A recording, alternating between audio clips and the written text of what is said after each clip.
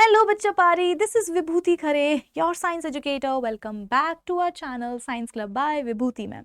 और आज के इस सेशन में हम सॉल्व करने जा रहे हैं क्लास 8 साइंस के third chapter health the ultimate treasure के एनसीईआरटी एक्सरसाइज क्वेश्चंस को. प्रीवियस लेक्चर्स में हम इस चैप्टर के सारे ही टॉपिक्स को एकदम डिटेल में जाकर के डिस्कस कर चुके हैं, समझ चुके हैं.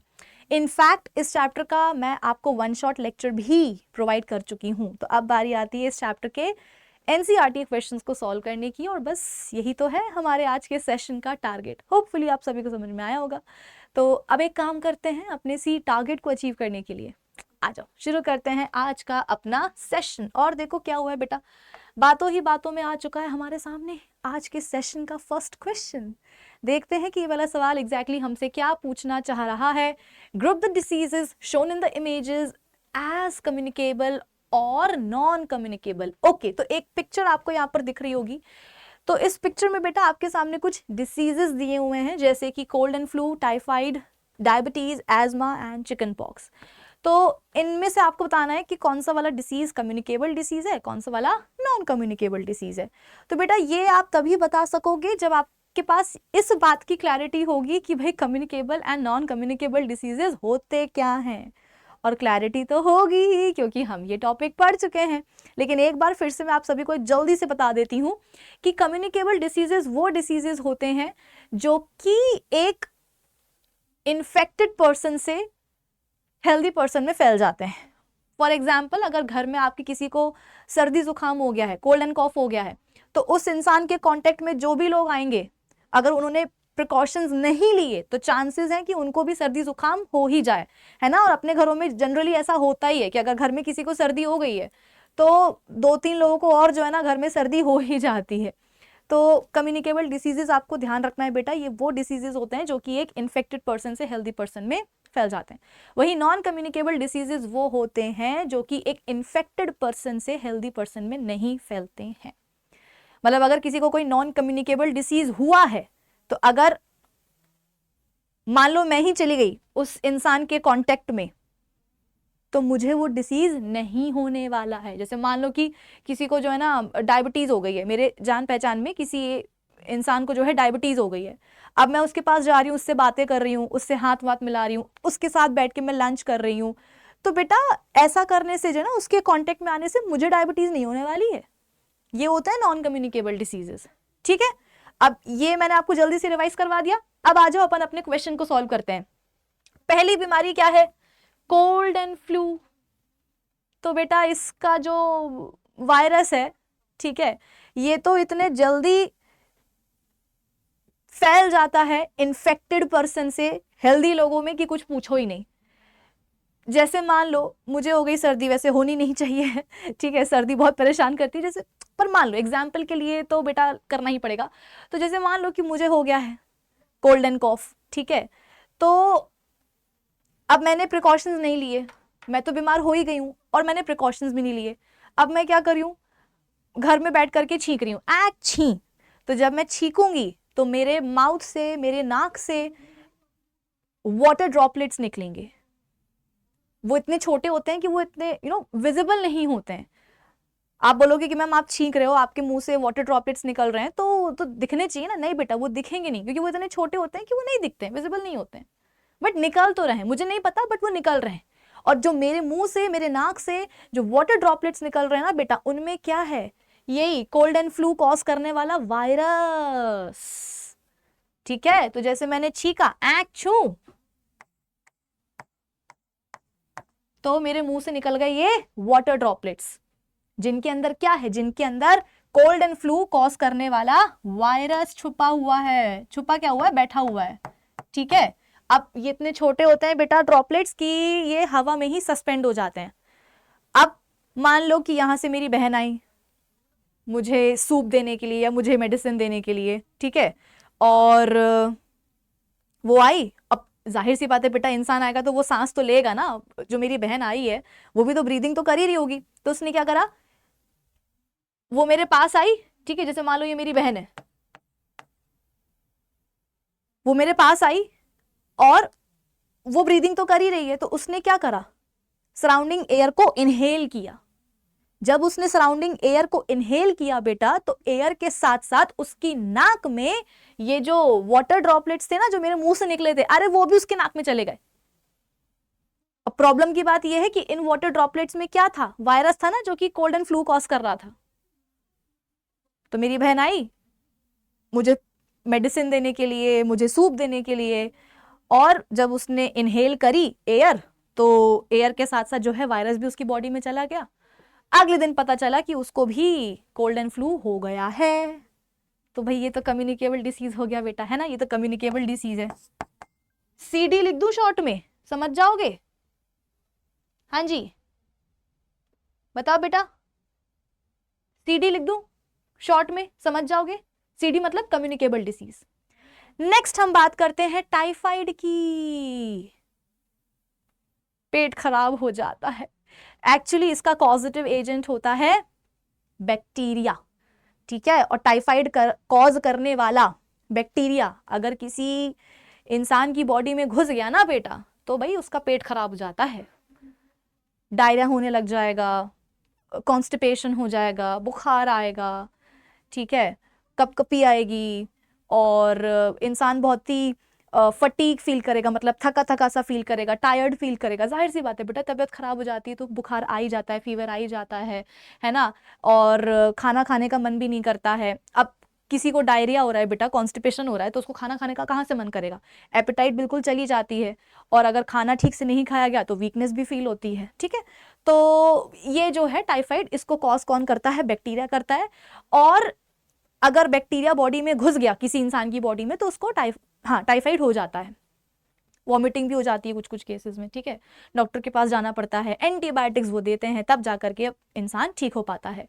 तो ये हमें समझ में आ गया कि अगर टाइफाइड कॉज करने वाला बैक्टीरिया किसी की बॉडी में घुस गया तो उसको टाइफाइड हो जाएगा। बट अब सवाल ये है कि उसकी बॉडी में वो घुस कैसे रहा है? हमारी बॉडी में अगर हम बोल रहे हैं कि बैक्टीरिया घुस गया तो टाइफाइड हो जाएगा, बट सवाल ये है कि घुस कैसे रहा है वो बैक्टीरिया बॉडी में? तो कंटैमिनेटेड फूड एंड वाटर के थ्रू। हमेशा क्यों बोलते हैं कि घर का खाना खाना चाहिए? क्योंकि घर का जो खाना होता है ना बेटा, वो प्रॉपर हाइजीन के साथ बनाया जाता है। मम्मा बना रही हूँ या घर पे कोई भी बना रहा हो ना, तो घर का जो खाना होता है वो प्रॉपर हाइजीन के साथ बनाया जाता है, कि जो भी फल सब्जी आ रही है, जो भी अनाज आप खा रहे हो, उसको अच्छे से प्रॉपरली वॉश किया जाता है, कुक किया जाता है। तो जितने भी पॉसिबल पैथोजेंस आपके खाने पीने में होते हैं वो सब मर जाते हैं, क्योंकि प्रॉपरली उनको वॉश किया गया, कुक किया गया खाने को, है ना, तो वो सब मर जाते हैं। तो आपका जो घर का खाना होता है ना, वो बेस्ट होता है। घर का खाना खा करके कभी भी कोई बीमार नहीं पड़ सकता, इस बात की गारंटी तो मैं तुम्हें दे सकती हूँ, ठीक है। तो इसीलिए मम्मी पापा हमेशा इंसिस्ट करते हैं कि बेटा बाहर का मत खाओ, स्पेशली बारिश के मौसम में तो बिल्कुल भी नहीं खाना चाहिए। ऑलराइट, चलो। हाँ, तो मान लो कि तुम गए हो और तुमने जिद करी कि नहीं नहीं मम्मी, ये जो ठेला लगा हुआ है सामने नया खुला है मम्मी, यहाँ से तो मुझे चाउमीन खानी ही है, नूडल्स खाने ही हैं। अब मम्मी ने भी बोला कि चलो ठीक है यार, जिद कर रहे हो, जाके खा लो। अब तुमने खा तो लिया, लेकिन उस खाने में क्या था? टाइफाइड कॉज करने वाले बैक्टीरिया घुसे हुए थे। और जब तुमने चाउमीन, नूडल्स, मंचूरियन जो भी तुमने खाया है ठेले का, ठीक है, तो खाना तो तुमने खा लिया, लेकिन उसके साथ साथ बैक्टीरिया भी तुम्हारी बॉडी के अंदर चले गए, तुम्हें टाइफाइड हो जाएगा यार, दिक्कत हो जाएगी, ठीक है। अब तुम बोलोगे कि मैम ठीक है, समझ में आ गया कि किस तरीके से टाइफाइड कॉज करने वाला जो बैक्टीरिया है वो हमारी बॉडी में अंदर आ सकता है कंटेमिनेटेड फूड और वाटर के थ्रू। लेकिन क्या ये कम्युनिकेबल डिसीज है? भाई बीमारी कॉज करने वाला जो बैक्टीरिया है वो बॉडी में कैसे आ रहा है, सिम्टम्स क्या हो रहे हैं बीमारी के, वो हमें पल्ले पड़ गया। लेकिन क्या ये सवाल तो वही है ना कि क्या ये कम्युनिकेबल डिसीज है? कि अगर किसी एक इंसान को टाइफाइड है तो क्या उससे दूसरों को हो सकता है? ऑफ कोर्स हो सकता है। मान लो अब मतलब ये जो एग्जाम्पल है ये सुनने में तुम्हें उतना अच्छा नहीं लगेगा कि मैम कैसी बातें कर रहे हो, बट मेरा काम है बेटा तुम्हें समझाना, तुम्हें पढ़ाना, ठीक है। तो तुम्हें सीखना तो पड़ेगा, सुनना तो पड़ेगा और समझना भी पड़ेगा। मान लो कि किसी इंसान को टाइफाइड हो गया है, ठीक है, और अभी अभी वो पॉटी करके वॉशरूम से बाहर निकला है, ठीक है, और उसने अपने हाथ ठीक से नहीं धोए हैं, यानी कि उसके हाथों में वो जो टाइफाइड कॉज करने वाला जो बैक्टीरिया है ना, वो चिपका हुआ है, क्योंकि वो अभी भी वॉशरूम से आया है, उसने ठीक से अपने हाथ नहीं वॉश करें हैं, धोए नहीं है, तो उसके हाथ में क्या है, वही टाइफाइड कॉज करने वाले बैक्टीरिया लगे हुए हैं, ठीक है। अब वो इंसान आया और तुमने उसको बोला कि आजा भाई अपन मिल करके जो ना खाना खाते हैं। अब तुम उसके साथ में खाना खाने बैठ गए। अब एक रोटी है, उसने अपने हाथों से रोटी को तोड़ा और एक बाइट उसने खाया, फिर बारी तुम्हारी आई, तुमने भी सेम रोटी को अपने हाथों से तोड़ा और उठा करके खा लिया। अब क्योंकि जिसको टाइफाइड था बेटा, तुम्हारे मान लो कि तुम्हारे दोस्त को टाइफाइड हो रखा था, ठीक है, और वो वॉशरूम से आया, उसने हाथ अपने अच्छे से नहीं वॉश करे थे, उसके हाथों में टाइफाइड कॉज करने वाले बैक्टीरिया लगे हुए थे। तुम लोग साथ में बैठ करके रोटी खा रहे हो, उसने गंदे हाथों से रोटी जो है ना छुई है, और फिर उसी रोटी को तुम भी खा रहे हो, यानी कि रोटी में क्या आ गए भाई, उसने तो हाथ ठीक से धोए ही नहीं, उसके हाथों में तो वो बैक्टीरिया लगे हुए हैं टाइफाइड कॉज करने वाले, उसी हाथों से उसने रोटी छू ली तो रोटी में भी क्या चिपक गए, वो बैक्टीरिया चिपक गए, और उसी रोटी को तुमने खा लिया। अब कहने को तो तुम बोलोगे मैम घर से बना करके रोटी खाए लाए थे, आप ही ने कहा था कि घर के खाने से कोई बीमार नहीं पड़ता। हाँ सही बात है, खाना तो तुम्हारा सही था, लेकिन जिस इंसान के साथ तुम बैठ करके खा रहे थे उसके हाथ तो सही नहीं थे ना, तो रोटी में वही टाइफाइड कॉज करने वाले बैक्टीरिया आ गए, उसी रोटी को तुमने भी खा लिया, तुम्हारी बॉडी में वो बैक्टीरिया चले गए और अगले दिन से जो ना तुम भी बीमार पड़ गए। तो कम्युनिकेबल डिसीज हुआ कि नहीं हुआ? इसको अपन एक्चुअली ओरल फीकल रूट बोलते हैं। ये वर्ड तुम और भी कई डिसीजेस में सुनोगे, इसलिए बेहतर है कि अभी से जो है इसका मतलब समझ लो। Oral faecal root. अब आप बोलोगे मैम ये ओरल फीकल रूट क्या होता है? रूट का मतलब पता है ना, रास्ता। फीकल मैटर अपन पॉटी को बोलते हैं। तो जब किसी इन्फेक्टेड पर्सन के फीकल मैटर के कांटेक्ट में हम आ जाते हैं, जैसे कि देखो आपके जिस दोस्त को टाइफाइड था,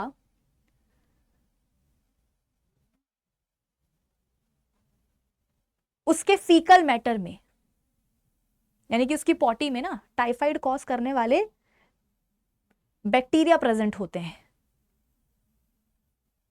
और किसी तरीके से अगर उसका वो फीकल मैटर तुम्हारे कांटेक्ट में, तुम्हारे मतलब किसी हेल्दी पर्सन के कांटेक्ट में आ गया, तो उसके पास भी तो वो बैक्टीरिया ट्रांसफर हो जाएंगे ना बेटा, उसको भी टाइफाइड हो जाएगा। जैसे कि अभी तुमको मैंने एग्जांपल जो है ना दिया कि उसने बिना हाथ धोए जो है ना रोटी छू ली, रोटी में वो बैक्टीरिया चिपक गए और उसी रोटी को तुमने खा लिया। तो ये जो ओरल वर्ड है ना, ये ओरल वर्ड का मतलब है मुंह। फीकल मतलब फीकल मैटर पॉटी, और ओरल मतलब मुंह। तो फीकल मैटर में टाइफाइड जिस तुम्हारे दोस्त को था, उसके फीकल मैटर में जो बैक्टीरिया प्रेजेंट थे, वो बैक्टीरिया तुम्हारे मुंह से तुम्हारी बॉडी के अंदर आ गए कि नहीं आ गए? तो इसको अपन बोलते हैं ओरल फीकल मैटर रूट।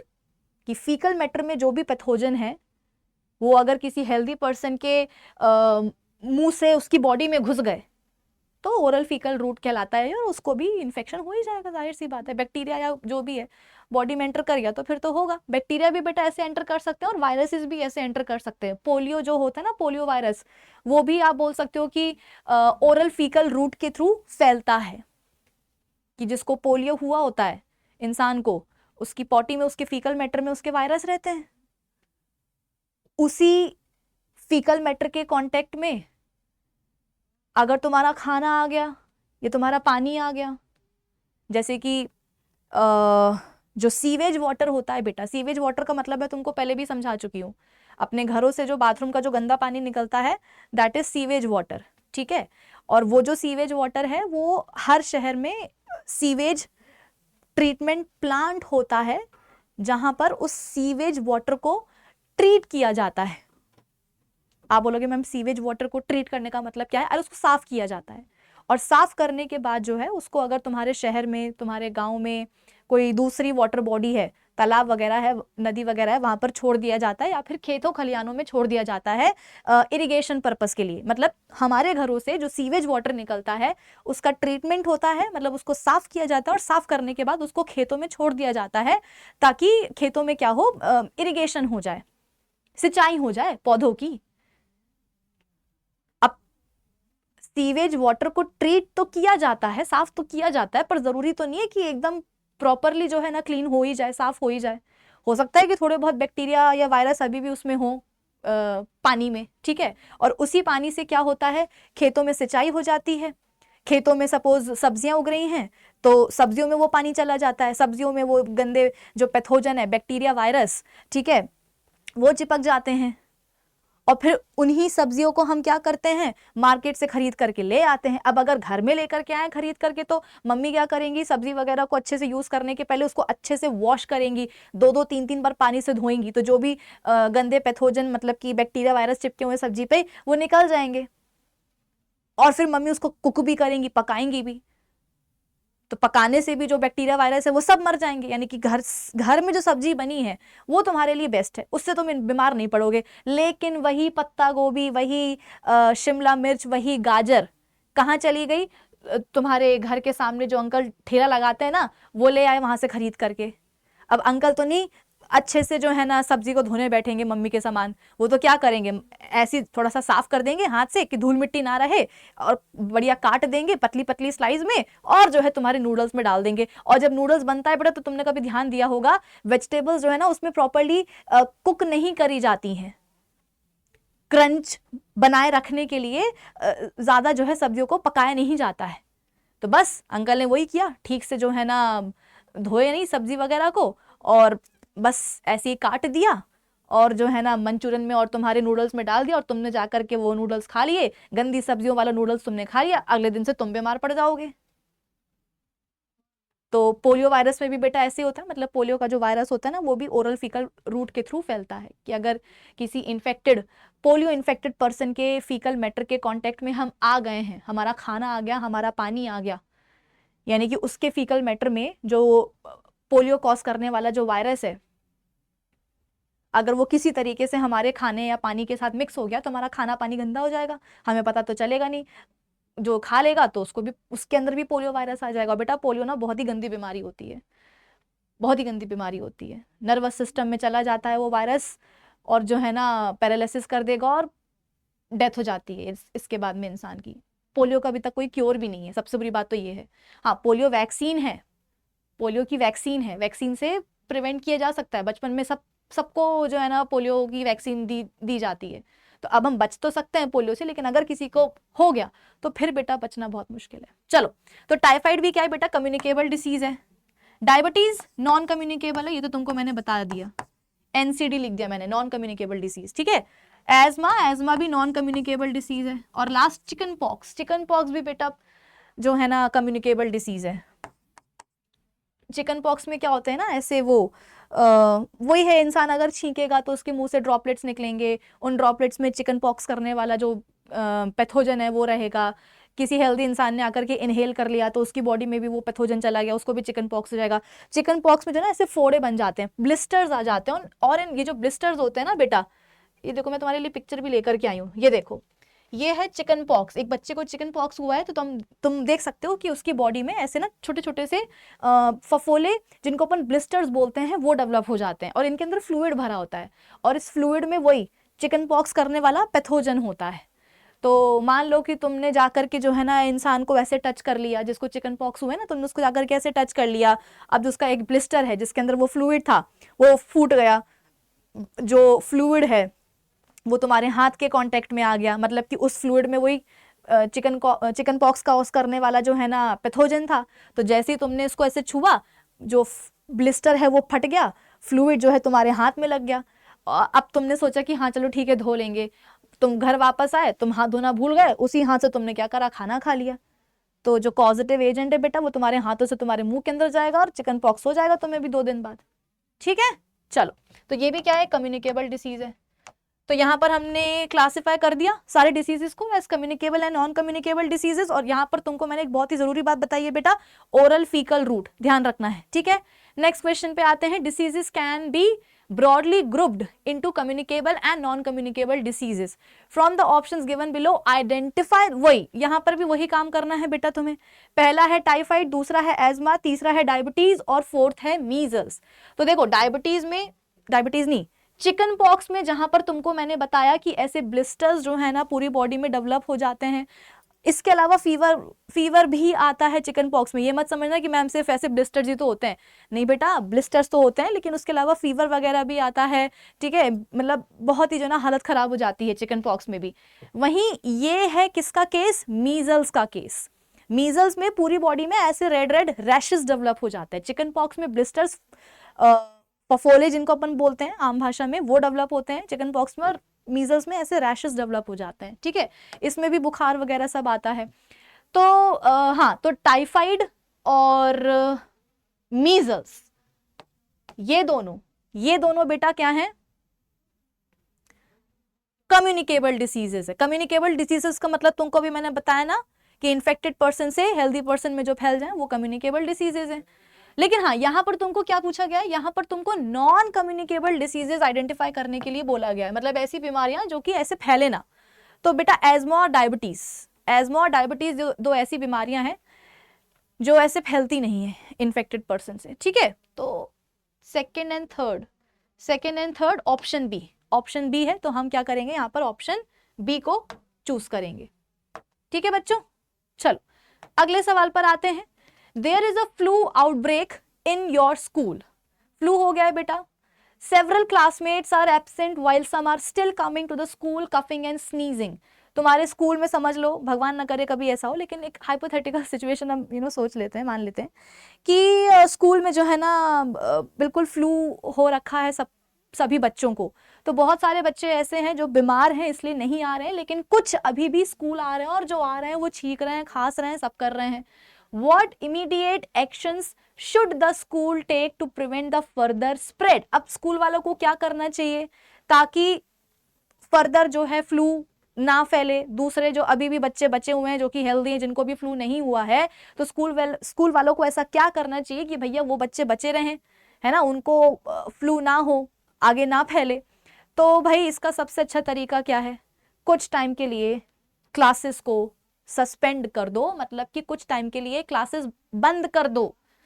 जब मेजॉरिटी बच्चों को फ्लू हो गया है, जब मेजॉरिटी बच्चे बीमार हैं, आधे जो है ना घर बैठे हुए हैं क्योंकि उनको फीवर आ रहा है, नाक बह रही है, जुकाम हो रहा है ना, और जो आ रहे हैं वो खांस रहे हैं, छींक रहे हैं, तो ऐसे केस में क्या करना चाहिए, स्कूल वालों को स्कूल बंद कर देना चाहिए, क्लासेस कुछ टाइम के लिए जो है ना सस्पेंड कर देनी चाहिए। ज्यादा नहीं, 3 से 4 दिन के लिए तो आराम से किया जा सकता है, ताकि इन 3 से 4 दिनों में बच्चे थोड़े से रिकवर हो जाए, है ना, और ताकि जो हेल्दी बच्चे हैं एटलीस्ट वो हेल्दी बने रहे, उनको फ्लू ना हो। तो कुछ टाइम के लिए क्लासेस जो है वो रोक देनी चाहिए, सबसे अच्छा तरीका यही है। क्योंकि आप कांटेक्ट देखो, फ्लू मतलब क्या, कम्युनिकेबल डिसीज।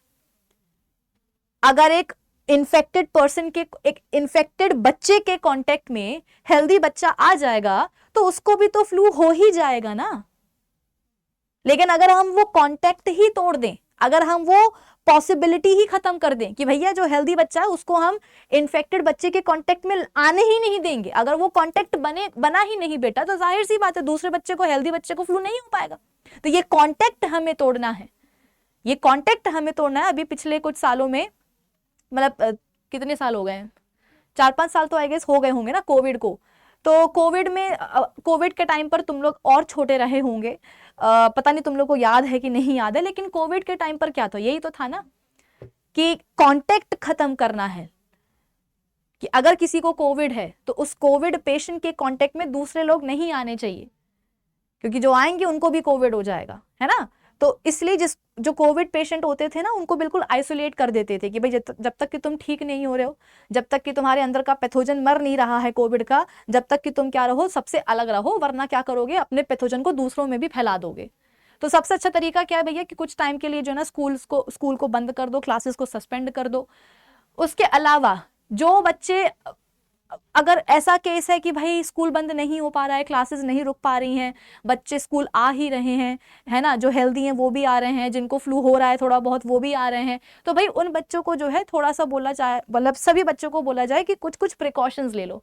जैसे जिनको फ्लू है उनको थोड़ा सा जो है ना अलग बिठाओ क्लास में, हेल्दी बच्चों से थोड़ा अलग बिठाओ, ठीक है। आइसोलेट तो नहीं कर सकते हैं बट हाँ डिस्टेंस तो मेंटेन कर सकते हैं ना, डिस्टेंस तो मेंटेन कर सकते हैं।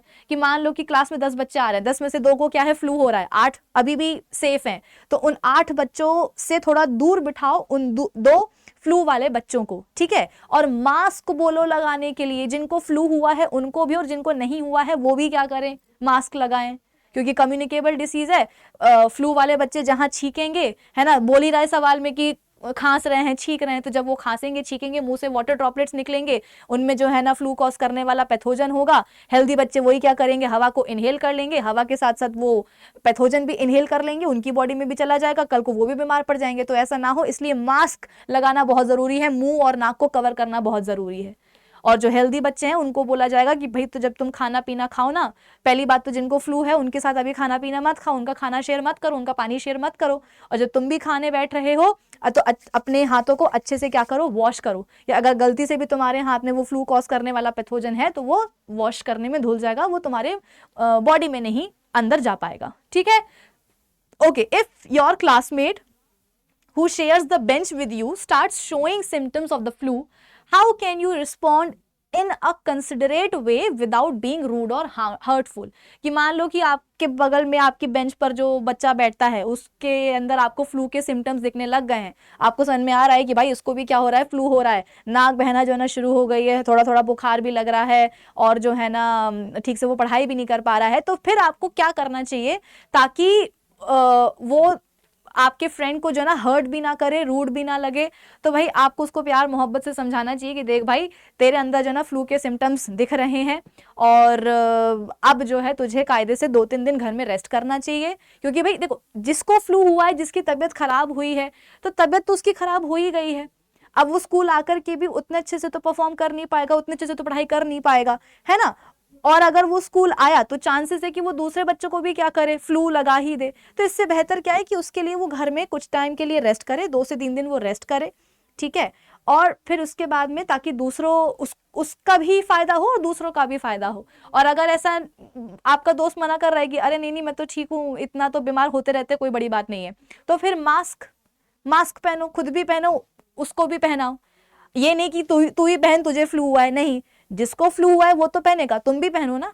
क्योंकि हमें सामने वाले की फीलिंग्स को हर्ट भी तो नहीं करना है ना, एकदम उसको ऐसे भी नहीं फील करवाना कि तुम तो जो है ना बहुत ही बीमार हो, तुम अलग रहो, ऐसा भी फील नहीं कराना है हमें। तो तुम भी मास्क पहनो, उसको भी मास्क पहनाओ। आर्टिकल्स हो सकता है कि मतलब अगर पॉसिबल है तो शेयर मत करो। ये नहीं कि यार मैं पेंसिल नहीं लाया, तू पेंसिल दे दे, तो तुमने उसकी पेंसिल ले ली और उसकी पेंसिल पे वही फ्लू कॉज करने वाले पैथोजन चिपके हुए हैं, तुमने उसकी पेंसिल से जो ना तुमने अपनी ड्राइंग बना ली, और फिर उसके बाद में तुम्हारे हाथ में वो पैथोजन लग गए, उसी हाथ से तुमने बिना उसको अच्छे से धोए खाना खा लिया, तो वो जो पैथोजन है तो वो तुम्हारे हाथ से मुंह के अंदर चले जाएंगे, बॉडी में चले जाएंगे, कल को तुम भी जो ना फ्लू के पेशेंट बन जाओगे। तो हो सके तो एक दूसरे की चीजें शेयर मत करो, और अगर कर रहे हो तो फिर प्रॉपरली हैंड वॉश करो और तभी जो है ना चीजों का इस्तेमाल करो। चलो, How can you protect yourself and others from getting infected in this situation? कैसे जो है ना आप अपने आप को और दूसरों को बचा सकते हो इस तरह की सिचुएशन से। तो वही वाली बात है, प्रिकॉशंस रखने पड़ते हैं, मास्क वगैरह पहने रहो, time to time hand wash करो, हैंड्स सैनिटाइज करो, सैनिटाइजर आजकल अवेलेबल है बहुत ही easily. The school should close temporary, sanitize classroom को अच्छे से स्कूल वाले क्या करें, सैनिटाइज करवा दें, and encourage 6 student to stay home to prevent further spread. और फर्दर जो है मतलब स्कूल बंद कर दो, क्लासरूम्स को अच्छे से सैनिटाइज करवा दो, और जो बच्चे बीमार हैं उनको थोड़ा सा एनकरेज करेंगे कि भैया घर पे ही रहो। You can politely suggest to your classmate कि वो डॉक्टर के पास जाए, घर पे रेस्ट करें, और offer to share notes with them, और बोलो कि भाई पढ़ाई की चिंता मत करना, क्लास में जो भी पढ़ाया जाएगा, जो भी नोट्स बनेंगे ना वो हम तुम्हारे साथ शेयर कर देंगे। To protect yourself and others, wash your hands frequently, avoid close contact and wear a mask. Next question पर आ जाए। Your family is planning to travel to another city where malaria is prevalent. आपकी family एक trip plan कर रही है एक ऐसे शहर में जहां पर मलेरिया बहुत प्रिवेलेंट है, बहुत फैला हुआ है। What precautions should you take before, during and after the trip? क्या क्या प्रिकॉशंस आपको लेने चाहिए अगर आप एक ऐसे शहर में जाते हो जहां पर मलेरिया बहुत फैलता है, बहुत फैला हुआ है, तो क्या क्या करना चाहिए। तो देखो, मलेरिया आप बोल सकते हो कि जो फैलाने वाला होता है उसका जो वेक्टर है वो क्या है, मस्कीटो, मच्छरी है ना, अपन पढ़ चुके हैं। फीमेल एनोफिलीज मस्कीटो यानी कि मच्छरी होती है जो कि मलेरिया के पॉजिटिव एजेंट को इन्फेक्टेड पर्सन से हेल्दी पर्सन में ट्रांसफर करती है। जैसे कि मान लो किसी को मलेरिया हुआ है, प्रोटोजोआ से होता है मलेरिया, ठीक है। तो मान लो एक मलेरिया का पेशेंट है, एक वो मच्छरी आई, एनाफिलीज जो फीमेल मस्कीटो है वो आई, और उसने क्या करा, मलेरिया जिस इंसान को हुआ है, जो मलेरिया पेशेंट है, उसको आकर के उसने काटा। और मच्छर तुमको पता है क्या करते हैं, खून पीते हैं, ब्लड सक करते हैं। तो उस मच्छरी ने भी क्या करा, मलेरिया का जो पेशेंट है उसका ब्लड सक करा। अब उसके ब्लड में क्या है, मलेरिया कॉज करने वाला प्रोटोजोआ है। यानी कि अब उस मच्छरी के अंदर क्या आ गया है, मलेरिया पेशेंट का ब्लड, और ब्लड में प्रेजेंट मलेरिया का पॉजिटिव एजेंट, ठीक है। अब क्या होगी, मच्छरी जाएगी उड़ते उड़ते उड़ते उड़ते किसी हेल्दी इंसान के पास पहुंच जाएगी, उसको भी काटने की कोशिश करेगी। तो बेटा मच्छरों के काटने का पता है तरीका क्या होता है, इससे पहले कि वो तुम्हारा ब्लड सक करे, वो थोड़ा सा अपना सलाइवा क्या करते हैं, रिलीज करते हैं। तो जो मस्कीटो है, जो वो मच्छरी है, वो जाएगी हेल्दी इंसान को जाकर के डंक मारेगी, और इससे पहले कि उसका ब्लड सक करे, वो अपना थोड़ा सा सलाइवा क्या करेगी, रिलीज करेगी। सलाइवा तो अपना रिलीज करेगी, साथ ही साथ उसकी बॉडी में जो मलेरिया कॉज करने वाला जो प्रोटोजोआ था ना, वो भी साथ में रिलीज कर देगी, और फिर खून चूस के निकल जाएगी। मतलब खून भी चूस लिया और मलेरिया का पॉजिटिव एजेंट भी दे दिया। तो वो जो हेल्दी इंसान था बेटा, अब वो हेल्दी नहीं रह जाएगा। क्यों? क्योंकि अब उसके पास क्या आ चुका है, मलेरिया का एजेंट आ चुका है। उसको 2 दिन 3 दिन के बाद जो है ना, मलेरिया के सिम्टम्स शो होने लग जाएंगे उसकी बॉडी में। एनीवेज, तो तुमको पता है कि मलेरिया का ट्रांसमिशन होता कैसे है, मच्छरी है जो मलेरिया को जो ना फैलाते हैं यहाँ से वहाँ। तो भाई अगर आपको पता है कि आप इस शहर में जा रहे हो, मलेरिया वहाँ पर बहुत होता है और फैला हुआ है, तो अच्छे से जो है, पहली बात तो फुल स्लीव्स के कपड़े, मतलब तुमको अपने आप को क्या करना है, आप सेफ रखना है मस्कीटो से, मच्छरों से। अब इसके लिए तुम क्या क्या कर सकते हो, फुल स्लीव्स के कपड़े पहनो, है ना। अगर हाफ स्लीव्स के कपड़े पहनोगे तो इजीली तुम्हारे जो स्किन है वो एक्सेसिबल रहेगी मस्कीटोज को काटने के लिए। तो फुल कपड़े पहनो, ताकि जो है ना स्किन एक्सपोज्ड ना रहे मस्कीटोज को। उसके अलावा मस्कीटो नेट, मस्कीटो रेपेलेंट्स जो आते हैं, है ना, ओडोमॉस आजकल, मतलब वो क्रीम और जेल वगैरह आते हैं, जो लोशन वगैरह आते हैं, अपने स्किन पर लगा लो। बच्चों के कपड़ों पे लगाने के लिए जो है ना वो आते हैं मस्कीटो रेपेलेंट। और कुछ लोग अगरबत्ती भी लगाते हैं, कुछ लोग कॉइल भी जलाते हैं, कुछ लोग, कुछ भी नहीं है तुम्हारे पास तो कम से कम मच्छरदानी तो होनी ही चाहिए, मस्कीटो नेट तो होनी ही चाहिए, ताकि जो है ना मच्छर काट ना सके। तो हमें अपने आप को मलेरिया से बचाने के लिए अपने आप को मस्कीटो से दूर रखना है, ठीक है। How can you explain the importance of mosquito nets और रेपेलेंट्स टू योर सिबलिंग, आप अपने भाई बहनों को कैसे बता सकते हो इंपॉर्टेंस मस्कीटो नेट और रेपेलेंट्स की। What could happen if travellers ignore health advisories in such cases in areas, और अगर जो ट्रैवलर्स हैं, इस तरह की जो एडवाइजरीज हैं, अगर वो फॉलो नहीं कर रहे हैं तो क्या होगा, वही होगा जो नहीं होना चाहिए, मलेरिया फैलेगा। और क्या, अगर नहीं मानी बात तो फिर होगा malaria. To protect our family from malaria during travel, focus on preventing mosquito bites. मैंने क्या बोला, मस्कीटो से अपने आप को दूर रखना है, मस्कीटो बाइट से जो है ना अपने आप को बचाना है। And taking prescribed preventive medication before travel, consult a doctor, get necessary vaccination and pack mosquito repellent and protective clothing. कि पहले तो डॉक्टर के पास चले जाओ, डॉक्टर से बोल दो कि भैया ऐसा ऐसा जो है ना हम जगह जा रहे हैं, वहाँ पे मलेरिया बहुत फैलता है, तो जो भी पॉसिबल वैक्सीनेशन होंगी वो दे देंगे, और इसके बाद में वही मस्कीटो रिपेलेंट और प्रोटेक्टिव क्लोथिंग वगैरह जो है ना वैसे कपड़े पहन करके जाने हैं, आपको लेकर के जाने हैं। During the trip continue using repellent, wear long sleeves and pants and sleep under mosquito nets. After returning monitor, मतलब सिम्टम्स देखो कि वापस आ गए ट्रिप से लौट करके, कोई सिम्टम तो नहीं आ रहा, बुखार तो नहीं आ रहा, है ना। और अगर मतलब अवॉइड नहीं करना है, इग्नोर नहीं करना है कि अरे कुछ नहीं होता, नहीं कुछ नहीं, तुमको पता है कि तुम कहाँ से आ रहे हो, है ना। चांसेस है कि मच्छर ने काट ही लिया हो, मलेरिया हो ही गया हो। तो अगर अर्ली सिम्टम्स तुम देख रहे हो अपनी बॉडी में, तो तुरंत जो है डॉक्टर के पास जाओ, ताकि तुम भी ज़्यादा बीमार ना पड़ो और तुम्हारे जो फैमिली मेंबर्स हैं वो भी ज़्यादा परेशान ना हो। And seek immediate medical attention if they occur. Explain to your sibling that mosquito spread malaria and that nets और जो रिपेलेंट्स हैं वो क्या करते हैं, मस्कीटो बाइट से हमें बचाते हैं। If travellers ignore health advisories in such areas, the risk of malaria infection, severe illness और इवन डेथ। आपका रिस्क जो है बेटा वो बढ़ जाएगा, सीधी सी बात है। चलो next question, your uncle has started smoking just to fit in with his friends, even though it is well known that smoking can seriously harm health and even cause death. आपके बहुत सारे बेटा ऐसे जान पहचान जान पहचान में ऐसे लोग होते हैं जो स्मोकिंग करते हैं, सिगरेट पीते हैं, ठीक है। हो सकता है कि आपके कुछ मतलब आप में से कुछ बच्चे ऐसे हों जिनके पापा ही स्मोक करते हों, ठीक है। तो एक यहाँ पर एग्जाम्पल ये हुआ है कि मान लो कि आपके कोई फैमिली मेंबर हैं और उन्होंने अपने एक सोशल ग्रुप में फिट होने के लिए स्मोकिंग शुरू कर दी। मतलब वो हमेशा से स्मोकिंग नहीं करते थे, सिगरेट नहीं पीते थे, लेकिन उनका फ्रेंड सर्कल ऐसा बना कि जहां पर उनके बाकी दोस्त स्मोकिंग कर रहे हैं, सिगरेट पी रहे हैं, शराब पी रहे हैं, है ना, और जो नहीं पी रहा है, आप जैसे आपके जो रिश्तेदार है वो नहीं पीते हैं, सब लोग उनको बुली कर रहे हैं कि अरे तुम सिगरेट नहीं पीते, इट्स सो कूल, पीना चाहिए, ये करना चाहिए, वो करना चाहिए। तो उन्होंने भी प्रेशर के चलते जो है ना स्मोकिंग शुरू कर दी है, सिगरेट पीना शुरू कर दिया।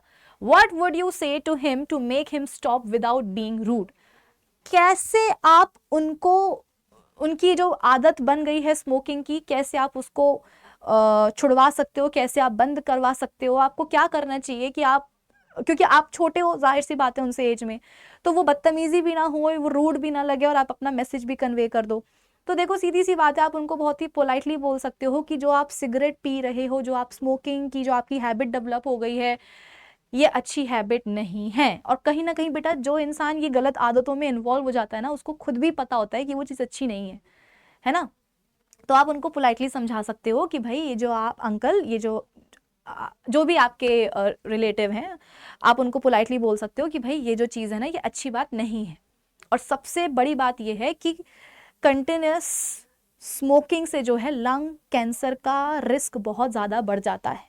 और कैंसर तुम्हें भी पता है, खैर अभी तुम छोटे हो, आगे जाकर के तुम्हें ये चीज़ समझ में आती जाएगी कि कैंसर एक ऐसी बीमारी है जिसका ट्रीटमेंट, बहुत अच्छा ट्रीटमेंट हर कोई अफोर्ड नहीं कर सकता। ऐसा नहीं कि कैंसर का ट्रीटमेंट पॉसिबल नहीं है, इंडिया में पॉसिबल तो है, लेकिन वो बहुत एक्सपेंसिव होता है।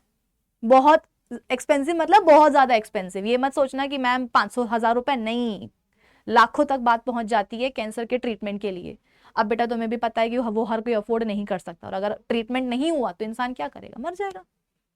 तो आप उनको बहुत ही पोलाइट वे में बोल सकते हो कि लंग कैंसर का रिस्क बढ़ जाता है जो लोग स्मोकिंग करते हैं, ये हैबिट अच्छी नहीं है, इसको अभी के अभी क्विट कर दो। क्योंकि कोई गंदी आदत जितने जल्दी खत्म हो जाए उतने अच्छा रहता है, क्योंकि अगर वो लंबे समय तक चलती है तो फिर चांसेस बहुत कम हो जाते हैं कि वो हैबिट कभी भी इंसान की छूटे। What would you do if your friend offered you a cigarette at a party? तुम क्या करोगे अगर तुम्हारे किसी दोस्त ने कभी तुम्हें, मान लो अभी तो तुम छोटे हो, 9th-10th में जाओगे, 11th-12th में जाओगे, स्कूल कॉलेज जाओगे, है ना, फ्रेशर पार्टी हो रही है, कॉलेज पार्टी हो रही है, तो मान लो कि तुम्हारे फ्रेंड ने, किसी ने तुम्हें सिगरेट ऑफर करी, तो तुम क्या करोगे? उस ऑफर को उसी समय बिना सेकेंड थॉट्स अपने दिमाग में लाए उस ऑफर को वहीं के वहीं जो है छोड़ देना, ड्रॉप कर देना। इनफैक्ट क्योंकि वो आपका फ्रेंड है, अगर आपको वो सिगरेट ऑफर कर रहा है तो चांसेस है कि वो खुद भी जो है ना सिगरेट पीता ही होगा, स्मोक करता ही होगा। तो आपको उसको भी रोकना है कि भाई ये गलत है और जो तुम कर रहे हो वो भी गलत है। तो ना तुम पियो ना किसी और को पीने दो, अपने आसपास के लोगों को। How can schools help prevent students from indulging in such harmful habits? School वाले बच्चों को कैसे रोका जाए? तो बेटा अर्ली एज से ही बच्चों के दिमाग में ये बात अगर फिट कर दी जाए, उनको समझा दी जाए कि smoking is injurious to health, तो कहीं ना कहीं बच्चे के दिमाग में बचपन से वो बात बैठी रहेगी, और जो बात बचपन से दिमाग में बैठ जाती है ना, फिर वो बड़े तक जो है भूल ही नहीं जाती है। So schools can help prevent students from indulging in such habits by educating them. बात तो यही है ना कि हम आपस में बात ही नहीं करते हैं। जब हम बात करते हैं, जब हम किसी चीज को लेकर के डिस्कशन करते हैं, तभी तो आप तक मैसेज कन्वे होगा। So by educating them about the health risks and organizing awareness programs regularly, कि रेगुलर पैटर्न में जो है ना, आप ये नहीं कि बस साल में एक बार बोल दिया कि बेटा स्मोकिंग नहीं करनी है ना, ऐसा नहीं होता। रेगुलरली कहते हैं ना, हैमरिंग करनी जरूरी है। बार बार बार बार आपको ये समझाना कि सिगरेट पीना, शराब पीना, किसी भी तरह का ड्रग्स लेना अच्छी बात नहीं है, नहीं है, नहीं है, नहीं। तो बार बार बार बार आपसे बोलेंगे तो वो ये बात आपके दिमाग में बैठ जाएगी, तो आप अपने आप जो ना गलत आदतों की तरफ नहीं जाओगे। ठीक है, चलो Next question. Sania claims to her friend Vinita that antibiotics can cure any infection. So we don't need to worry about diseases. What question या questions can Vinita ask her to help Sania understand what that her statement is incorrect? देखो बेटा, ये बात तो Sania claims to, हाँ सानिया की ये बात तो बहुत गलत है। सानिया बोल रही है अपनी फ्रेंड विनिता से कि antibiotics can cure any infection. तो हमें किसी भी बीमारी से जो है ना डरने की ज़रूरत नहीं है बेटा। एंटीबायोटिक्स जो होती हैं ना वो सिर्फ और सिर्फ बैक्टीरियल इन्फेक्शन से फाइट करती हैं। एंटीबायोटिक्स पता है ना, अपन ने पढ़ चुकी हैं क्या होती हैं। एंटीबायोटिक्स वो दवाइयाँ होती हैं, ये वो ड्रग्स होते हैं जो कि बैक्टीरिया की जो सेल वॉल होती है उसको जाकर के तोड़ देती है। अब बेटा बैक्टीरिया की अगर सेल वॉल ही मर जाएंगी, मतलब अगर बैक्टीरिया की सेल वॉल ही खत्म हो जाएगी, डिस्ट्रॉय हो जाएगी, तो जो बैक्टीरियल सेल है वो भी मर जाएगा। बैक्टीरियल सेल मर गया मतलब क्या? बैक्टीरिया खत्म, है ना। जो बॉडी में इन्फेक्शन कॉज करने के लिए बैक्टीरिया आए थे उनको मारने के लिए एंटीबायोटिक दे दी डॉक्टर ने, हमने खा ली। एंटीबायोटिक ने जाकर के बैक्टीरिया की सेल वॉल को मार गिराया, तोड़ दिया, सेल मर गया, बैक्टीरिया मर गए, इन्फेक्शन चला गया। तो ये कब पॉसिबल है? जब हम बैक्टीरियल इन्फेक्शंस के लिए एंटीबायोटिक्स खाते हैं तब। लेकिन अगर मान लो कि वायरल इन्फेक्शन हुआ है, किसी वायरस के कारण इंसान बीमार पड़ गया है, इन्फेक्शन हो गया है, और वो इंसान क्या कर रहा है? एंटीबायोटिक खा रहा है। तो बेटा एंटीबायोटिक्स का काम होता है बैक्टीरिया को जाकर के मार गिराना। अभी तो इंसान की बॉडी में वायरस घुसा हुआ है, तो वायरस को जाकर के एंटीबायोटिक्स नहीं मार सकती हैं। तो ये जो स्टेटमेंट है सानिया का, ये बहुत गलत है ना। और उसके अलावा ये भी गलत है कि आपको कभी कोई बैक्टीरियल इन्फेक्शन हुआ हो, आप डॉक्टर के पास गए हो, आपने एंटीबायोटिक्स जो है ना खा ली हो और आपने उनका नाम भी याद कर लिया हो। अब क्या हो रहा है, जब भी आपको किसी भी तरह का इन्फेक्शन हो रहा है आप वही एंटीबायोटिक्स खाते जा रहे हो। तो बेटा ऐसे तो क्या होगा, एंटीबायोटिक रेजिस्टेंस हो जाएगा कि नहीं हो जाएगा। बैक्टीरिया भी बोलेंगे कि क्या ये बार बार एक ही तरह की एंटीबायोटिक खाती है, अब तो हमें कोई फर्क ही नहीं पड़ता इस एंटीबायोटिक से, अब तो हम नहीं मरने वाले हैं, अब हमें रेजिस्टेंस आ गया है इस एंटीबायोटिक के अगेंस्ट। तो वो भी गलत है। So antibiotics only work against the bacterial infections, जैसा कि मैंने आपको बताया, not viral ones like the flu और कॉमन कोल्ड। ओवर यूज या मिस यूज जो होता है एंटीबायोटिक्स का, कि खाते ही जा रहे हैं, उससे क्या होगा बेटा? एंटीबायोटिक रेजिस्टेंस डेवलप हो जाएगा, making them less effective in the future. Some diseases are caused by fungi, protozoa या virus which require different treatment. कि अगर causative agent ही बीमारी का कोई और है तो एंटीबायोटिक्स क्या ही उखाड़ लेंगी। Vanita can ask Sanya, did you know that antibiotics don't work on viruses like the flu या measles? They are only useful for bacterial infections. Also, if we take antibiotics, we don't need them. They might stop working when we really do.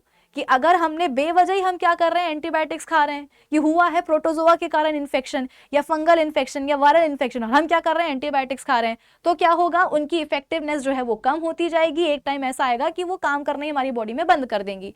That's why doctors को जाकर के मिलना, उनसे बात करना, उनके द्वारा प्रिस्क्राइब करी गई दवाइयों को खाना हमारे लिए जरूरी है। ठीक है, चलो नेक्स्ट क्वेश्चन पे आते हैं। The following table contains information about the number of dengue cases reported in a hospital over 1 year. तो पूरे एक साल में एक मतलब ये रिपोर्ट दी हुई है कि पूरे एक साल के मतलब हर महीने में कितने डेंगू के केसेस जो हैं हॉस्पिटल में आए हैं।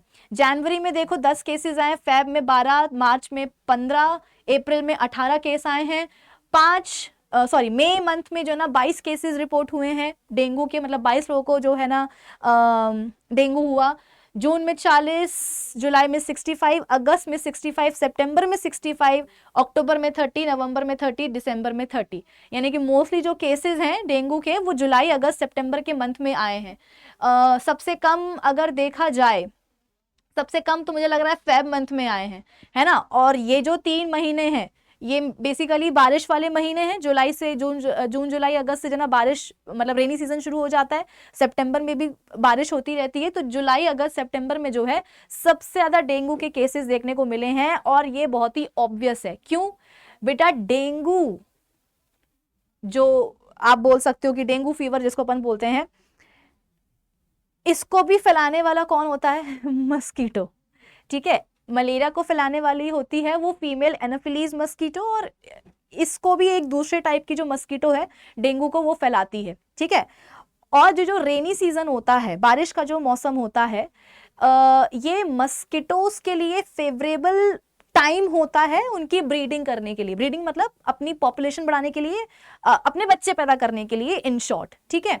तो बारिश के मौसम में क्या होता है, मतलब बेसिकली मस्किटोज को ना थोड़ा सा वार्म टेम्परेचर, थोड़ी सी गर्माहट चाहिए होती है, ह्यूमिडिटी चाहिए होती है, ह्यूमिडिटी, हाई ह्यूमिडिटी और वार्म टेम्परेचर, ये दोनों फेवरेबल कंडीशंस होते हैं मस्किटोज के ब्रीडिंग के लिए। तो बारिश के मौसम में यही होता है कि ह्यूमिडिटी, अपन ही बोलते हैं कि बहुत ही चिपचिप हो रही है आज तो, और जो ना बहुत ही उमस हो रही है, ह्यूमिडिटी बहुत हो रही है। तो इसका मतलब क्या है, देखो अपनी जो सराउंडिंग एयर है बेटा, इसमें गैसेस तो होती हैं, अपनी सराउंडिंग एयर में वाटर ड्रॉपलेट्स भी होती हैं, बहुत छोटी छोटी होती है, दिखती नहीं है लेकिन होती हैं, ठीक है। तो वैसे भी अपनी सराउंडिंग एयर में क्या होती है, वाटर ड्रॉपलेट्स होती हैं। ऊपर से अगर बारिश का मौसम आ जाए तो फिर अपने सराउंडिंग एयर में वाटर ड्रॉपलेट्स का जो कॉन्सेंट्रेशन है, जो अमाउंट है, वो बढ़ जाता है। जहां वो अमाउंट बढ़ा, अपन ने बोला कि अरे आज तो बहुत ही ह्यूमिडिटी हो रही है, बहुत ही चिपचिप सा हो रहा है, ठीक है, दैट इज ह्यूमिडिटी। और उसके अलावा बारिश के मौसम में आपने देखा होगा कि टेम्परेचर भी थोड़ा सा आप बोल सकते हो कि गर्म ही रहता है। तो थोड़ा सा वार्म टेम्परेचर, वार्म कंडीशन और हाई ह्यूमिडिटी, ये दोनों फेवरेबल कंडीशंस होती हैं मस्किटोज के लिए, अपने ब्रीडिंग के लिए, है ना। और मस्किटोज जो होते हैं वो रुके हुए पानी में एग्स ले करते हैं, अपने अंडे देते हैं। तो बारिश के मौसम में आपने देखा ही है कि बारिश हो रही है तो जगह जगह पानी भर जाता है, घर के सामने थोड़ा सा गड्ढा है, वहां पानी भर गया, ठीक है। गर्मी का मौसम है, लोग कूलर वगैरह का इस्तेमाल करते हैं, बारिश शुरू हो गई, कूलर का जो पानी है वो हटाया नहीं, तो कूलर का पानी क्या है बेटा, रुका हुआ पानी, मतलब स्टेगनेंट वाटर, जो बह नहीं रहा है ना। तो स्टेगनेंट वाटर में, रुके हुए पानी में मस्किटोज क्या करते हैं, अपने अंडे देते हैं, एग्स ले करते हैं, ठीक है। तो कूलर का पानी हो गया, आपके घर के आसपास कहीं कुछ खाली बर्तन वगैरह रखा हुआ है, टूटी बाल्टी रखी हुई है, गमला रखा हुआ है, बारिश का पानी आया, उसमें भर गया, उस पानी को आपने हटाया नहीं, तो वो रुका हुआ पानी है, वो स्टेगनेंट वाटर है, उसमें भी क्या करेंगे मस्किटोज, अपने अंडे दे देंगे। फिर उन मस्किटोज के अंडे से लार्वे निकलते हैं, लार्वे जो है ना डेवलप हो जाते हैं मस्किटोज में। तो बारिश के मौसम में टेम्परेचर थोड़ा सा गर्म रहता है, ह्यूमिडिटी हाई होती है, तो उस टाइम पर मस्किटोज बहुत जो है ना स्टेगनेंट वाटर में क्या करते हैं, अपने अंडे देते हैं, लार्वे निकलते हैं, और मतलब उस टाइम पर जो है ना मस्किटोज का नंबर, उनका पॉपुलेशन बहुत ज्यादा तेजी से क्या होता है, बढ़ जाती है population.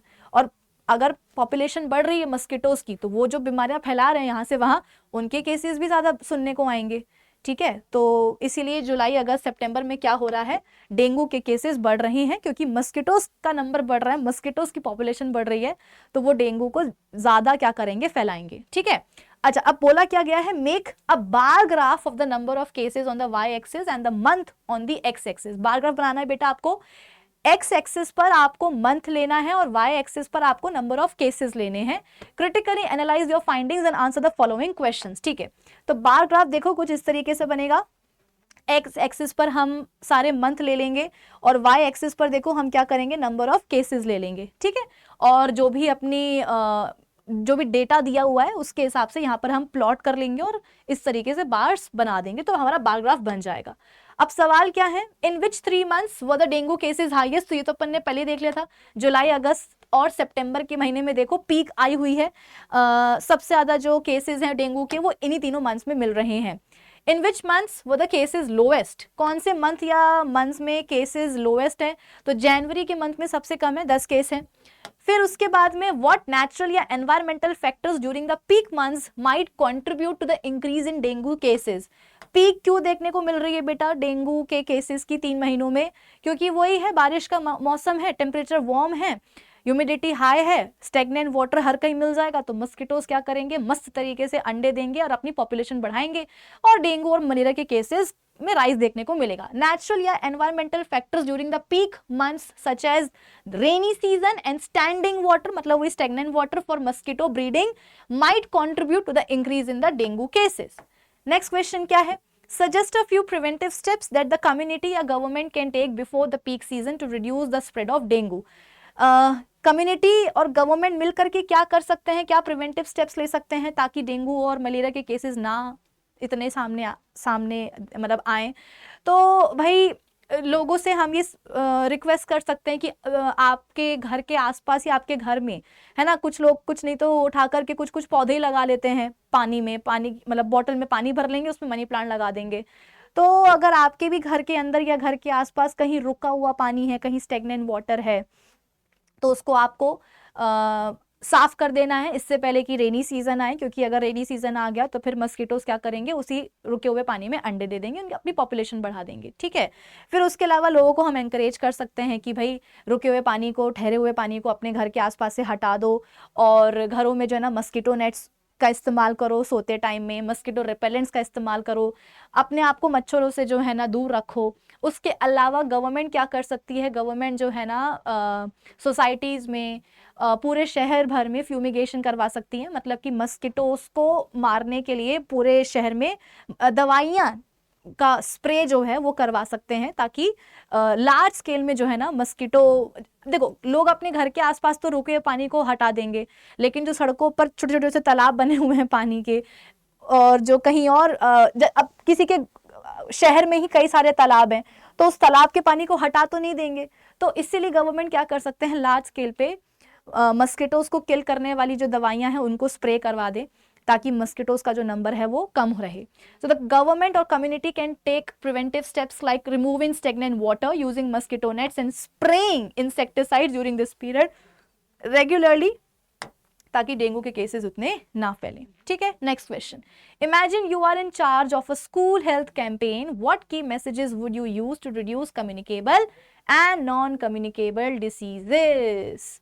What key messages would you use communicable और नॉन कम्युनिकेबल डिसीजेस को रोकने के लिए? तो भैया देखो ऐसा है, इम्यूनिटी हमारी बॉडी की जो होती है वो बढ़िया होनी चाहिए। अगर बॉडी की इम्यूनिटी बढ़िया है तो हम कम्युनिकेबल नॉन कम्युनिकेबल हर तरह के डिसीजेस से क्या कर सकते हैं, लड़ सकते हैं। तो सबसे पहले तो हमें अपनी इम्यूनिटी स्ट्रांग बनानी होगी, एंड फॉर दैट हमें एक हेल्दी लाइफस्टाइल फॉलो करनी होगी। टाइम पर सोना, टाइम पर जगना, हेल्दी न्यूट्रिशियस बैलेंस डाइट लेना। ठीक है, दिन के 24 घंटों में से अगर हमें थोड़ा भी टाइम मिल रहा है तो उसमें हम क्या करें, थोड़ी सी एक्सरसाइज कर लें, थोड़ी सी फिजिकल एक्टिविटी कर लें, 5 से 10 मिनट के लिए मेडिटेशन योगा वगैरह कर लें, जिससे कि अपनी मेंटल हेल्थ क्या होगी, अच्छी होगी। उसके अलावा हाइजीन मेंटेन करें, अपने घर के अंदर भी, अपने घर के आसपास भी, अपने घर के बाहर भी। हर रोज़ जो है ना नहाएं, अपने हाथों को दिन भर कई बार जो है ना वॉश करें, ताकि हम किसी भी अगर पैथोजन के कांटेक्ट में हमारे हाथ आ रहे हैं तो एटलीस्ट वो पैथोजन हाथ तक ही रहें, वो मुंह के थ्रू बॉडी के अंदर ना एंटर कर पाए, है ना। So key messages for school health campaign to reduce communicable and non communicable diseases include washing hands regularly, eating a healthy diet, exercise करेंगे रेगुलरली, और वैक्सीन वगैरह लगाएंगे, स्मोकिंग वगैरह नहीं करेंगे। भाई अच्छी हैबिट्स डेवलप करनी है तो स्मोक तो नहीं करना है ना। इस तरह की चीजें, मतलब हेल्दी लाइफस्टाइल को फॉलो करेंगे तो अच्छा रहेगा।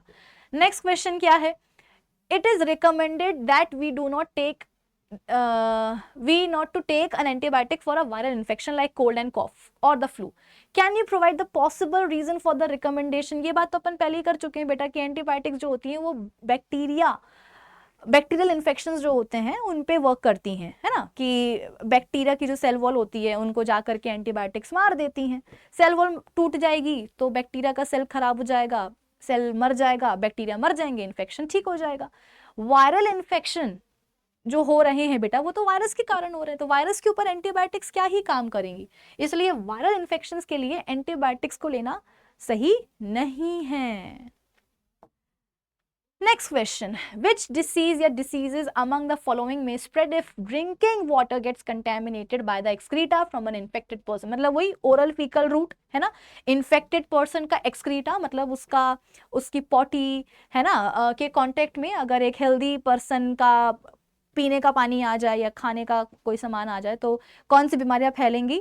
तो हेपेटाइटिस ए, ट्यूबरक्लोसिस, उसको अपन शॉर्ट में टीबी भी बोलते हैं, पोलियोमेलाइटिस, कॉलेरा या चिकन पॉक्स। तो cholera, poliomyelitis and hepatitis A, poliomyelitis and cholera.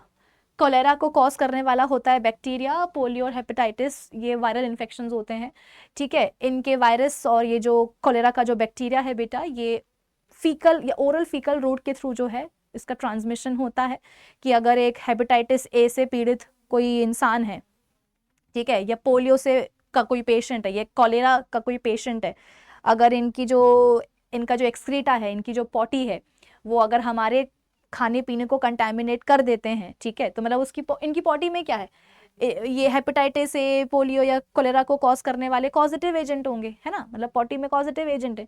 और वही अगर एक्सक्रीटा, वही फीकल मैटर हमारे खाने या पीने के कांटेक्ट में आ गया तो हमारा खाना पानी क्या होगा, कंटेमिनेट हो जाएगा, और जो इंसान उसको खाएगा उसके अंदर वो पैथोजन चला जाएगा, तो उसके अंदर वो बीमारियां हो जाएंगी।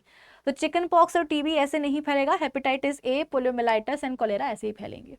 ठीक है, चलो next question. When our body encounters a pathogen for the first time, the immune response is generally low, but on exposure to the same pathogen again, the immune response by the body is much more compared to the first exposure. Why is it so? आपको मैंने बताया है ना कि हमारी body का होता है इम्यून सिस्टम, जो कि बनाते हैं हमारे ब्लड में प्रेजेंट एक तरह के सेल्स जिनको अपन बोलते हैं WBCs, यानी कि व्हाइट ब्लड सेल्स। यही हमारी बॉडी का इम्यून सिस्टम बनाते हैं। ठीक है, अब इनका लड़ने के दो तरीके होते हैं WBCs के पैथोजन से। ठीक है, एक तरीका क्या होता है, तो मान लो ये WBC है और ये कोई पैथोजन आ गया हमारे बॉडी के अंदर, तो ये WBC क्या करेगा, ये WBC आएगा और इस पैथोजन को अपनी बॉडी के अंदर ले लेगा और बॉडी के अंदर लेकर के इसको डिस्ट्रॉय कर देगा। ठीक है, दूसरा तरीका क्या होता है कि ये WBC क्या कर रहे हैं, WBC बॉम्ब बना रहे हैं बैठ के। इन बॉम्ब्स को अपन क्या बोलते हैं, एंटीबॉडीज बोलते हैं। ठीक है, और ये बॉम्ब्स जाकर के फेंक दिए जाएंगे किसके ऊपर, पैथोजन के ऊपर। तो जैसे ही पैथोजन के ऊपर ये एंटीबॉडीज जाएंगी, बॉम्ब के गोले फेंके जाएंगे, जो पैथोजन है वो मर जाएगा। तो दो तरीके होते हैं WBCs के हमारी बॉडी में लड़ाई करने के, एक तो पैथोजन को बॉडी के अंदर लेकर के मारना है, दूसरा एंटीबॉडीज बना करके उनके ऊपर फेंक के उनको मार देना। ठीक है, अब ये जो बेटा एंटीबॉडीज का जो फॉर्मेशन है, ये पता है कब होता है, ये तब होता है जब कोई पैथोजन बॉडी के अंदर आ जाए, मतलब पैथोजन को देख करके WBCs क्या करते हैं, उसके लिए अलग से एंटीबॉडीज बनाते हैं। अब कभी कभी ऐसा होता है कि पैथोजन बहुत ही स्ट्रांग होता है, तो इससे पहले कि उसके अगेंस्ट WBCs एंटीबॉडीज बना सके, ये ऑलरेडी बॉडी में घुस तो जाते हैं और इन्फेक्शन कॉज कर देता है, क्योंकि इस बार जो पैथोजन आया वो बड़ा स्ट्रांग टाइप का है। ठीक है, तो इससे पहले कि एंटीबॉडीज अपना काम कर दिखाएं, पैथोजन बॉडी में ऑलरेडी इन्फेक्शन कॉज कर देता है और इंसान बीमार पड़ जाता है, फिर डॉक्टर के पास जाना पड़ता है, दवाई वगैरह होती है, फिर वो ठीक भी हो जाते हैं। अब क्या हुआ, कुछ टाइम के बाद, 6 महीने बाद, 1 साल बाद दोबारा से वो पैथोजन बॉडी के अंदर आया, तो इस बार WBCs को याद रहा कि भाई ये पैथोजन तो पिछले बार भी आया था और इसके लिए हमने एंटीबॉडीज भी बना के रखी थी। हालांकि एंटीबॉडीज बनाने में थोड़ी सी देर लग गई थी, तब तक जो है इसने ऑलरेडी बॉडी में इन्फेक्शन कॉज कर दिया था, लेकिन पिछले बार का जो एनकाउंटर हुआ था पैथोजन के साथ, उस टाइम की एंटीबॉडीज अभी भी हमने रखी हुई है बचा करके। तो ये बात WBCs को समझ में आ जाती है, तो WBCs बोलते हैं कि भाई इस बार अभी ये दोबारा इन्फेक्शन कॉज करे, इसके पहले इसको जाके मार गिराएंगे। क्यों, क्योंकि एंटीबॉडीज तो पहले से बन रखी है पहले एनकाउंटर की। जब सेकेंड एनकाउंटर हुआ सेम पैथोजन से, WBCs ने क्या करा, जाकर के एंटीबॉडीज फेंक के मारी और पैथोजन मर गया। ठीक है, तो इसीलिए जो सेकेंड टाइम एनकाउंटर होता है सेम पैथोजन से, उसमें जो रिस्पॉन्स निकल करके आता है बॉडी का वो क्विक रहता है, क्योंकि ऑलरेडी एक बार एनकाउंटर हो चुका है पैथोजन के साथ, तो एंटीबॉडीज बनी हुई हैं। अब जब दूसरा बार वो पैथोजन आया तो एंटीबॉडीज को बनाने में टाइम ही नहीं लगा, ऑलरेडी बन रखी थी, सीधे उठा करके फेंक के गिराया, फेंका और वो मर गए पैथोजन। सो हमारी बॉडी किस तरीके से जो है ना काम करती है, हमारा इम्यून सिस्टम कैसे काम करता है, आइडेंटिफाई द इन्वेडर, जो आया है पैथोजन इन्वेडर, इन्वेडर मतलब घुसपैठ, जो घुस गया है बॉडी में, उसको आइडेंटिफाई करना, उसके लिए specific antibodies banana, memory cells, build memory cells that remember the pathogen. हमारी बॉडी में मतलब एक तरह की जो मेमोरी सेल्स है ना बेटा, ये एक्चुअली WBCs ही होते हैं। ठीक है, ये क्या करते हैं, पैथोजन को याद रखते हैं। This first reaction is called primary response, इसको अपन प्राइमरी इम्यून रिस्पॉन्स बोलते हैं। और इसमें बेटा थोड़ा सा क्या होता है ना, ये कमजोर होता है और स्लो होता है। फिर उसके बाद में जो सेकेंडरी रिस्पॉन्स होता है, सेकेंडरी इम्यून रिस्पॉन्स, वो क्विक होता है और वो लॉन्ग लास्टिंग भी होता है। WBCs क्विकली, अब जब दोबारा सेम पैथोजन आया हमारी बॉडी के अंदर, तो अब WBCs ने उसको जल्दी क्या कर लिया, आप बोल सकते हो कि आइडेंटिफाई कर लिया, quickly produce correct antibodies and help destroy infected cells faster. This is called secondary immune response, जो कि फास्टर होता है, स्ट्रॉन्गर होता है और मोर इफेक्टिव होता है। कि पहले वाले जब पहली बार पैथोजन आया था बॉडी में, उसको पहचानने में, आइडेंटिफाई करने में, उसके लिए एंटीबॉडीज बनाने में थोड़ा सा टाइम लग गया, तो वो स्लो हो गया, थोड़ा सा वीक हो गया रिस्पॉन्स। लेकिन जब दोबारा पैथोजन आया तो इस बार ऑलरेडी एंटीबॉडीज बनी हुई थी, जल्दी बॉडी के इम्यून सिस्टम ने पैथोजन को आइडेंटिफाई कर लिया, जल्दी जल्दी एंटीबॉडीज बनी हुई रखी हुई थी और जाकर के एंटीबॉडीज फेंक के मार दी गई, पैथोजन मर गया। तो ये जो सेकेंडरी रिस्पॉन्स है ये क्विक होता है, स्ट्रांग होता है और मोर इफेक्टिव होता है। दैट्स इट गाइज, आज के सेशन के लिए इतना ही। आज अपन ने इस चैप्टर के एक्सरसाइज क्वेश्चंस को भी कर लिया है सॉल्व। अब हम मिलेंगे अपने अगले सेशन में, जहां से हम स्टार्ट करेंगे 4th चैप्टर क्लास 8 साइंस का। तो अगर ये सेशन अच्छा लगा हो तो लाइक करिएगा, शेयर करिएगा और चैनल पर अगर नए हैं तो सब्सक्राइब भी करके जाइएगा। मिलते हैं अपने नेक्स्ट वीडियो में। टूडल्स।